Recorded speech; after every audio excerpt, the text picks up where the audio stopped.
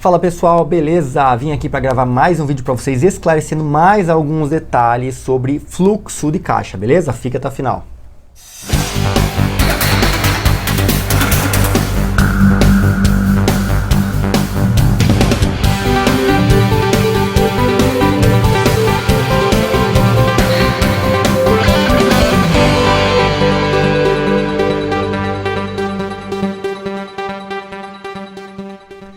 Pois é, pessoal, teve algumas pessoas que me mandaram aqui nos comentários de alguns vídeos que eu expliquei sobre fluxo de caixa, perguntando como faz para lançar as contas a prazo na sua planilha de fluxo de caixa. Se você ainda não baixou a nossa planilha de fluxo de caixa, eu vou deixar o link aqui embaixo na descrição. Clica lá, baixa, vai só deixar seu e-mail, seu nome e vai baixar, é gratuita, não tem custo nenhum, tá bom? Você vai receber o modelo de planilha de fluxo de caixa.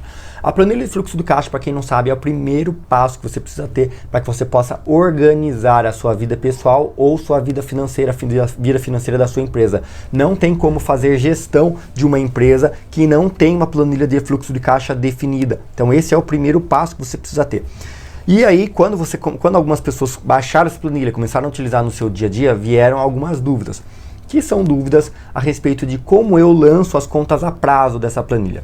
Por exemplo, se você vende, vamos pegar aqui que tá na minha, vamos pegar aqui, ó, pendrive. Se a sua empresa vende pendrive, tá?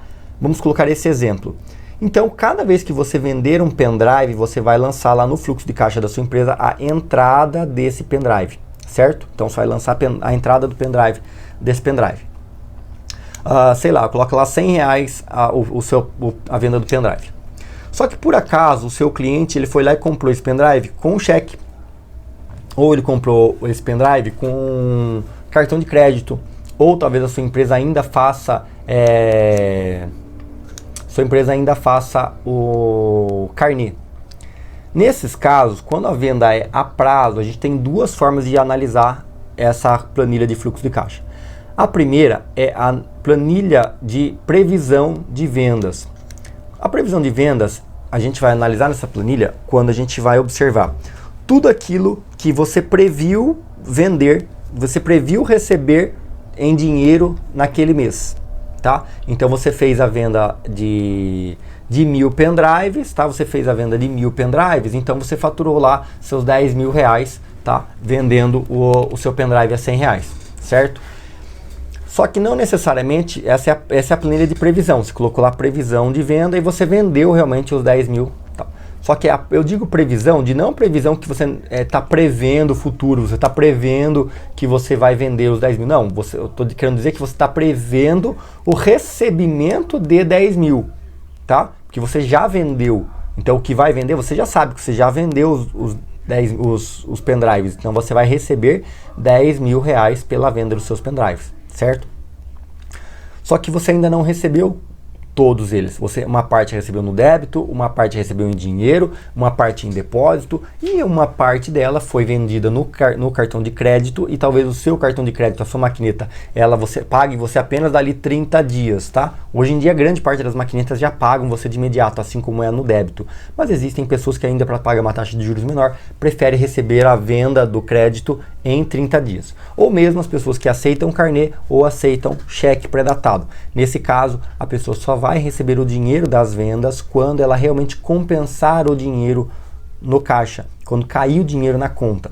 E aí, nesse caso, a sua previsão era de R$10.000, mas o que efetivou no final do mês? Fechou o mês dia 31 lá. Você olhou lá e, por exemplo, R$7.000. Então, você vai ter o faturamento do momento, tá? O que foi realizado o faturamento de R$10.000. O que foi recebido o valor de R$7.000.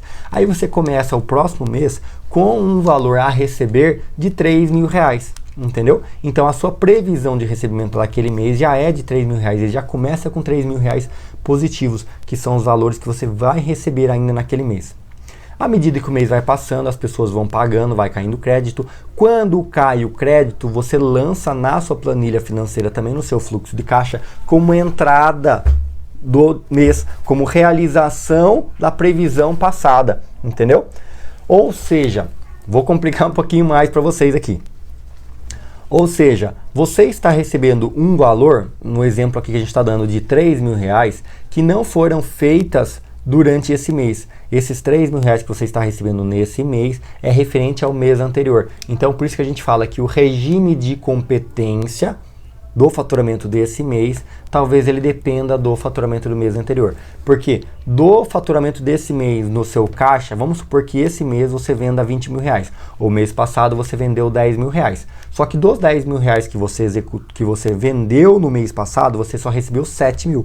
Porque R$3.000 você receberia esse mês. Então esse mês você vendeu R$20.000. R$20.000, tá? Só que você recebeu talvez recebeu o valor de venda à vista desse mês, mais os R$3.000 de venda do mês anterior. Entenderam? Ou estão confusos? Se tiverem confusos, deixa aqui embaixo que eu vou tentar gravar de uma forma mais didática, ou até mesmo, talvez mostrando na planilha do meu computador.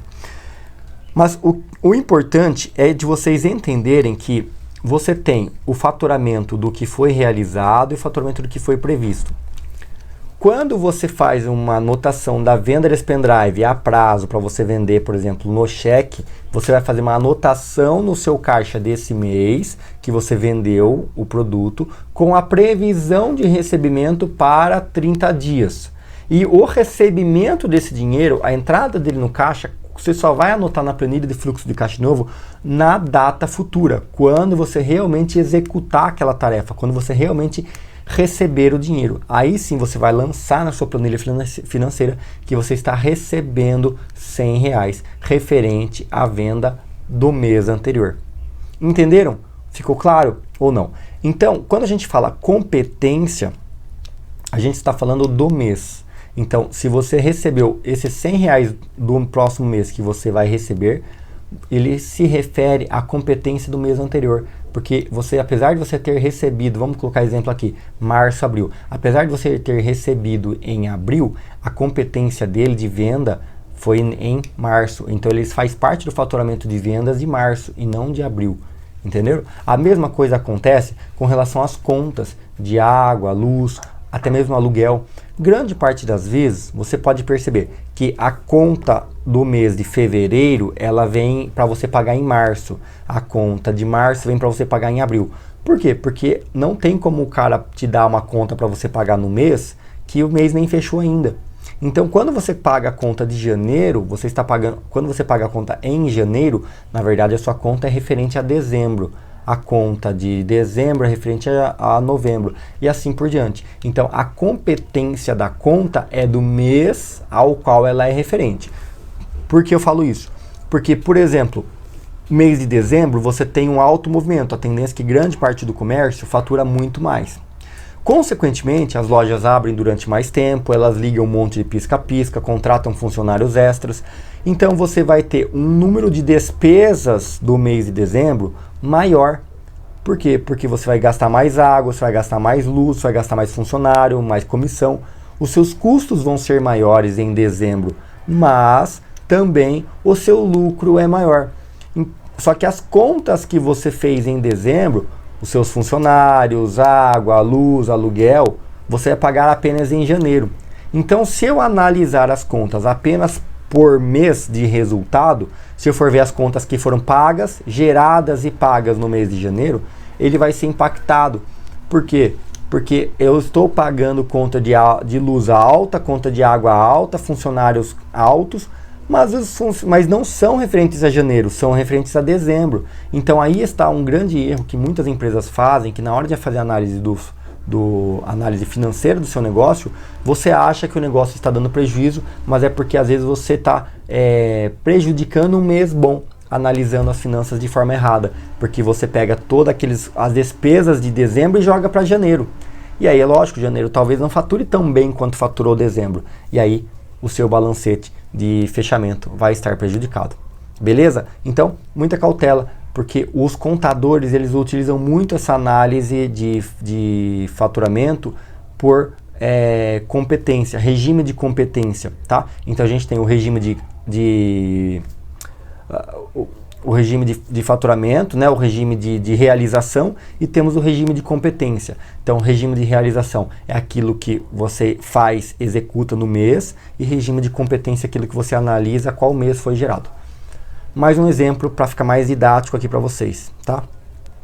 Então, vamos supor que você tenha comprado esse pendrive de um fornecedor. Então você comprou esse pendrive em janeiro, tá? Mas ele chegou para você em janeiro, só que o boleto para você pagar esse pendrive do fornecedor veio para fevereiro. Então quando você pagar esse boleto de R$100 em fevereiro, essa despesa ela não é de fevereiro, porque você está pagando em fevereiro, ela é de janeiro, tá? Então a competência dela, dessa conta que você está pagando em fevereiro, a competência dela é de janeiro. Então o valor de previsão dessa saída tem que estar no relatório de janeiro, porque eu tenho que ver quanto entrou em janeiro, quanto saiu. Apesar do valor do pagamento do pendrive não ter saído de janeiro, eu tenho que prever que a compra em si foi realizada em janeiro. Então, por isso eu tenho que fazer essa análise de competência, de que essa conta dos R$100 como se tivesse saído em janeiro. Entenderam? Isso é avaliação por competência. Se você estiver fazendo uma avaliação por regime de realização, aí é simples, porque aí você vai simplesmente pegar o extrato bancário de janeiro, de dia 1º ao dia 31 e olhar o que entrou nesse mês, o que saiu esse mês e está fechado. Ali você já tem o valor do faturamento que você teve por regime de realização, tá? Os dois são corretos, os dois podem ser utilizados de praxe, tá? O regime de realização é muito mais simples, porque você não vai ficar olhando a conta, saber se é de um mês ou de outro, e na média vai ser sempre assim. O regime de competência ele é mais justo, ele é mais real, ele é mais fidedigno, porque ele mostra exatamente quanto foi daquele mês e qual mês está bom, qual mês está ruim, porque ele não prejudica os outros meses. Então, por exemplo, o mês de novembro eu faço muito pedido, preparando para que dezembro eu possa ter um estoque alto para poder fazer as vendas. Então, nesse caso, o mês de novembro não teve um faturamento tão alto, mas eu fiz um pedido grande. Ou seja, esse pedido foi feito grande, mas eu não vou começar a vender em novembro ainda, eu vou vender apenas em dezembro, entenderam? Então, existem esses parâmetros, mas não existe certo e errado, depende do seu gosto, depende da sua empresa, depende do segmento e do tipo de análise que você quer fazer. Beleza, pessoal? Espero que vocês tenham gostado. Se vocês tiverem mais dúvidas, perguntas, sugestões de temas, manda aqui na descrição para mim, que eu vou fazer questão de gravar novos conteúdos para vocês. Beleza? Um grande abraço para vocês e até mais.